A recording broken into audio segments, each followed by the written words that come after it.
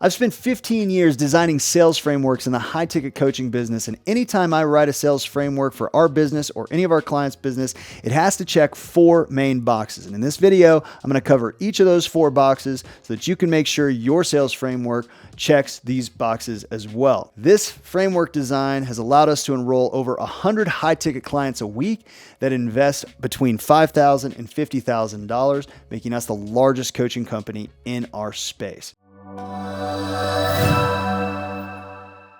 Before we go and design a framework for our business or any of our clients' business, we got to make sure they check these 4 boxes. So let's dive into it. The first box that we got to check is that it's going to have to convert clients. Duh. It's obviously got to convert clients, but not just any clients, anywhere on the gradient. I'm going to explain what that means in a moment. So anywhere on the gradient. So I've done a training on this that you can find in our channel on what the gradient is, but basically the gradient refers to the client journey that they go through before they buy. At the top of the gradient, they're really warm and they're really close to buying. At the bottom of the gradient are the early stages of their buying experience when they're a lot colder of a lead. It's really important that the sales framework is designed to convert clients from anywhere on this gradient. And too often, owners and businesses design their sales framework and it only works when somebody's all the way up the gradient ready to buy.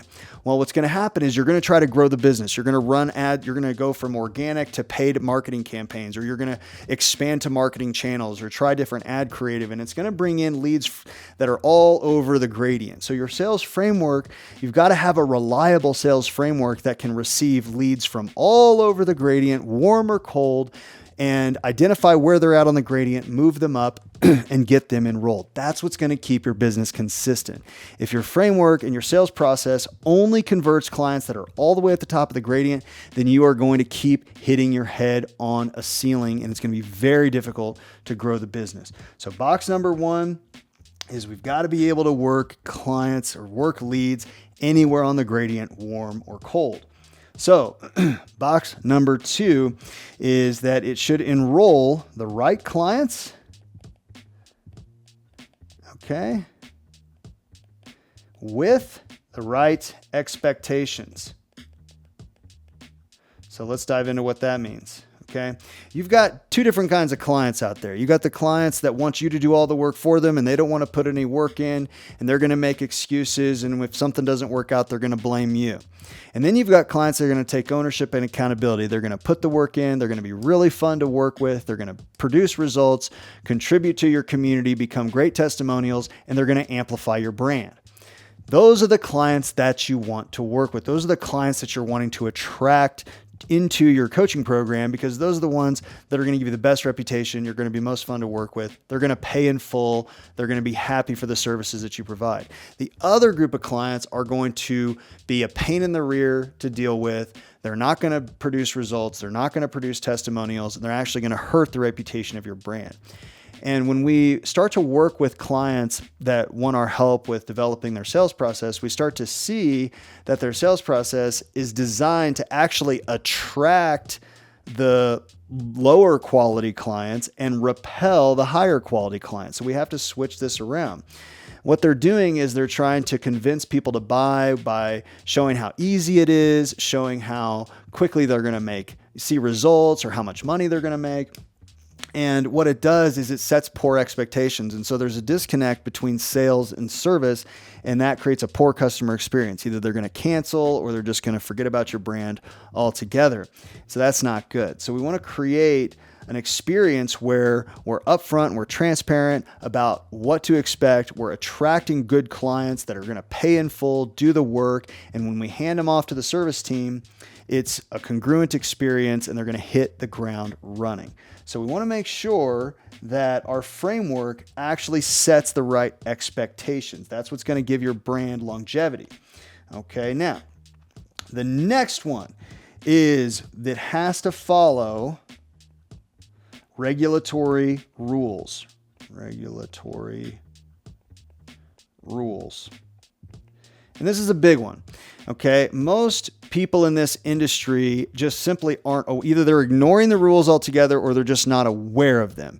And the reality is, like it or not, our industry has regulators, there's rules, there's governing bodies that oversee our space, and there's rules we're meant to follow. And most of the time, almost 100% of the time, when we're listening to sales calls or doing a sales process review for clients, the entire framework is designed to be out of bounds. And that's a problem. We're not allowed to sell with income claims or performance claims, meaning tell people how much money they're going to make, or what type of results they're going to get, or how quickly they're going to get results. Those are things that are out of bounds. And either the sales process is actually designed with that in there, or it's putting the sales rep in a position where the only way they have to close is to make those income and performance claims. And that is a problem for you, because if the regulatory agencies come around and they shut your business down, that sales rep's just going to find somewhere else to go work. But you are stuck. You'll be blacklisted from coming back into this industry. They're going to shut your business down. They're going to drag your name through the mud and ruin your entire legacy. That is not what you want to do. And the problem is that if you break the rules, it's kind of easier to convert sales. So that's what you're probably seeing out there. Okay, but clearly there's plenty of ways to make money if we don't want to follow the rules. The key is having the skill to learn how to convert at a high level and do it consistently in bounds. And so that is a huge, huge box that we've got to check if we plan on being around in this industry a long time, making a lasting impact and being a professional brand. Then we've got to learn how to design this framework in bounds. That's how you're going to protect your business and your entire legacy. Now, the last piece, the last box that has to be checked is we've got to make this teachable to other people, okay? So this is something that's really big. If you're building a sales team, if you're growing your business, if you've got a sales team, you're going to have turnover, you're going to be expanding, you're going to be hiring more and more people. And so this is something that you've got to learn. It's got to be built to where it can be learned by other people. And especially, you got to be able to take somebody that's outside of the industry, that is a great cultural fit, hire them, take them through an onboarding experience, teach them this framework, and get them performing.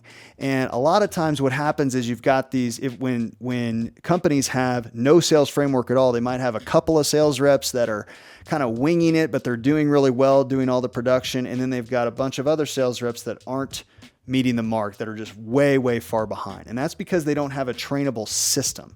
Sometimes sales reps are just, if they're a savant and they can just kind of wing it and get results, that's very rare, but it does happen. But you don't want to build your entire organization on relying on that, because those unicorns are very hard to find.